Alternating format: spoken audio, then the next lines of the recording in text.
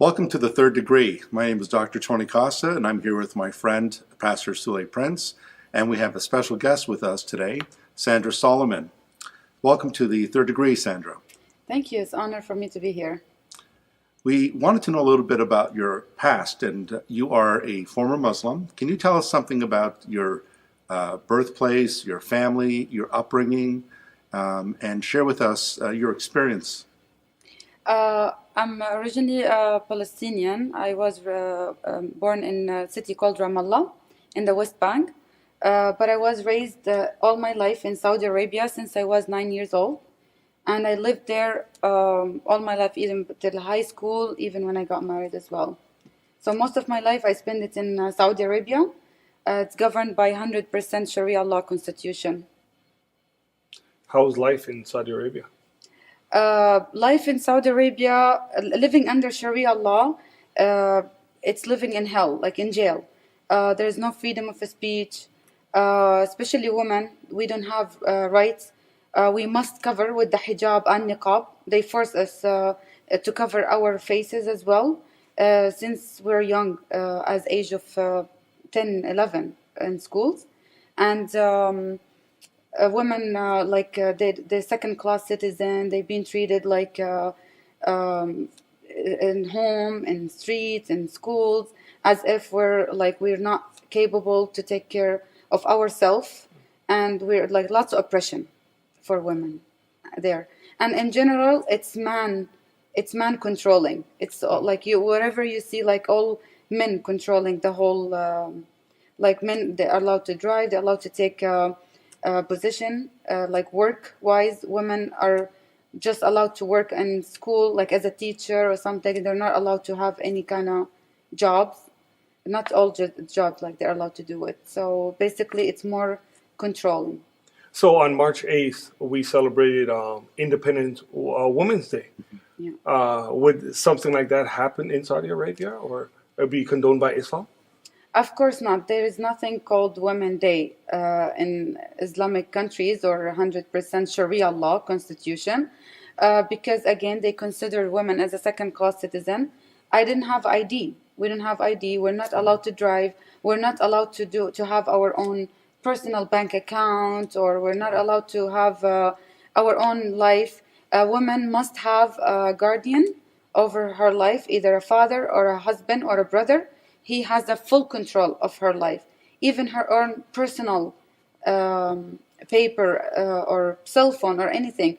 She is monitored 24/7 by a guardian, and I wasn't allowed to leave the house without permission of my dad or my brother. Otherwise, I'll be in a big trouble. And there's a lot of honor killing, like almost every day.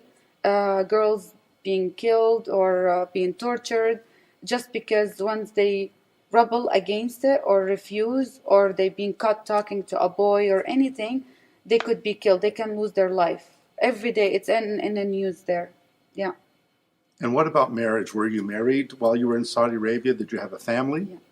Yeah. My marriage, as I always say, I wasn't married for almost 5 years. I was raped for almost 5 years because my marriage was forced marriage. That's another thing that most women under 100% Constitution Sharia law, the marriage is by force or arranged marriage.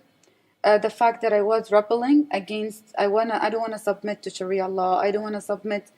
Since I was teenage, I start to rebel against. I start to question Quran and the Constitution itself. So I was house arrest after I finished my high school in Jordan for about like almost 2 to 3 years until my dad forced me to marry someone in Saudi Arabia. So my marriage was in Saudi Arabia was by force because they said to me, it's either you marry or either you're gonna be house arrest until you die. So they end up forcing me into it. You have mentioned Sharia law a few times. What exactly is Sharia law? Sharia law, it's the constitution. Like say as in Canada or any other country, when you say, oh, we have our own constitution. So Sharia law is the constitution for Muslims, and they take it from the Quran. The Quran is the source of Sharia law. and the hadith, which is the saying and the life of Muhammad, what he said and what he did.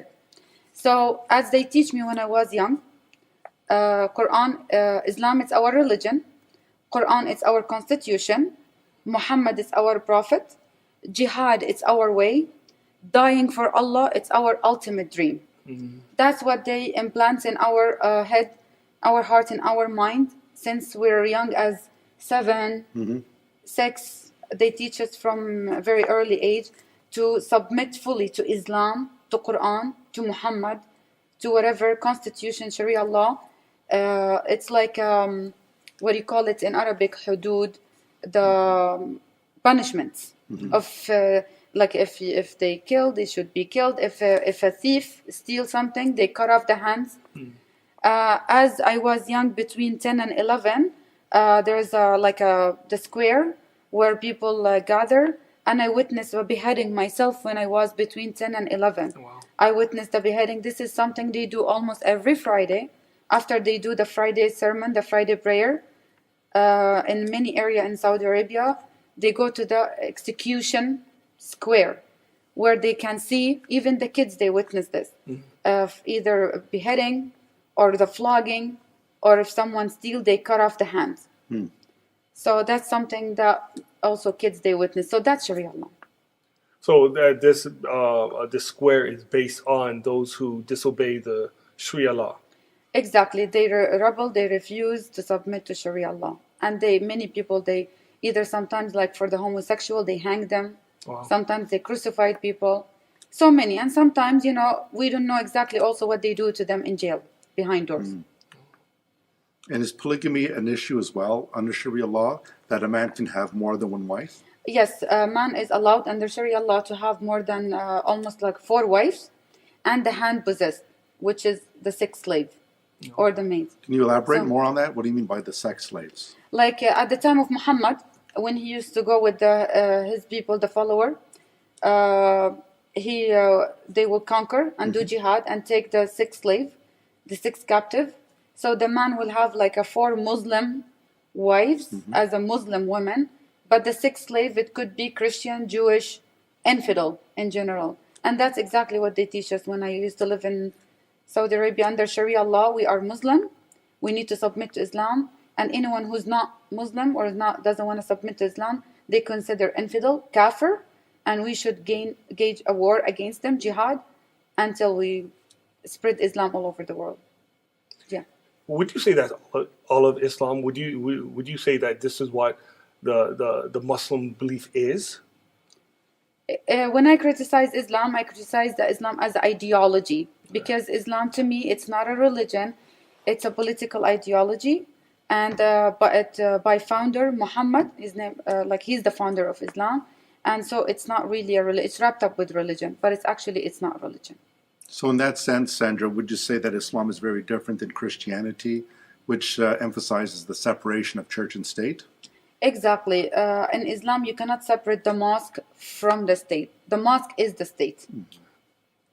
Yeah. And in terms of slavery, is slavery still existent in Saudi Arabia? Of course, it's still, but be hidden. It's not like as obvious as what ISIS are doing now, taking all these captive and actually forcing the jizya on the Christian in Iraq and Syria, and they're taking the Christian people and slave them, especially the Christian women. They take them and they sell them.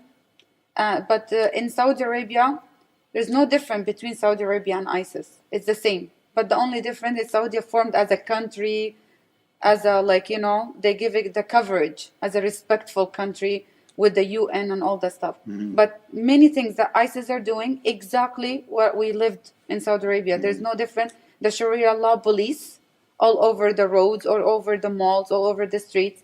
Sharia law police monitoring people. That's how's life in 100% Sharia law. Muslims are the Sharia police monitoring. If women are not fully 100% covered, they might hit them with a stick. And they force people, even in the malls, they're forced to shut down the stores until the prayer finished, because the call for the prayer is five times a day, and they close the stores at the time of the prayer. No one can allow to sell and buy and all that. So it's fully control, like 100% control. As I said, on the streets, in a mall, in a home, in school, it's everywhere. Sharia, like everywhere, based in Islamic. And in school, most of the subjects are influenced by the Islamic teaching.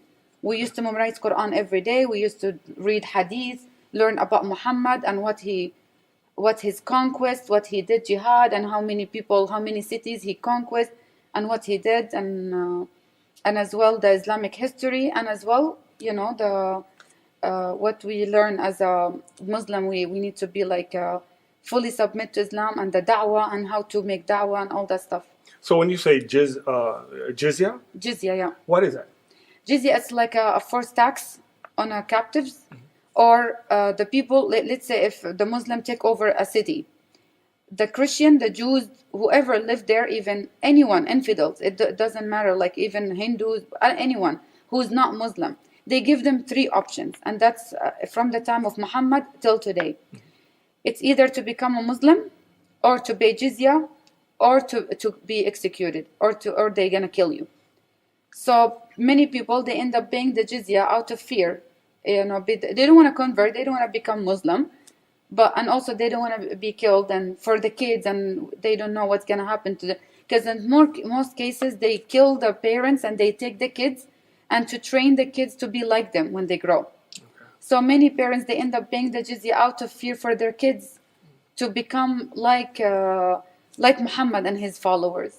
So Muhammad, when he started it, the only one thing that he helped him to start all this and to be successful at it, when he got connected with a group called the Al-Sa'alik in Arabic, they're bandits and thugs. And when he collect these people and promised them more land and more women and more spoils, that's how he got started with the jihad and all that killing and all that, calling anyone who's not submitting to him and the Quran is kafir and should be killed. Sandra, thank you. No problem. Yes. Thank you so much.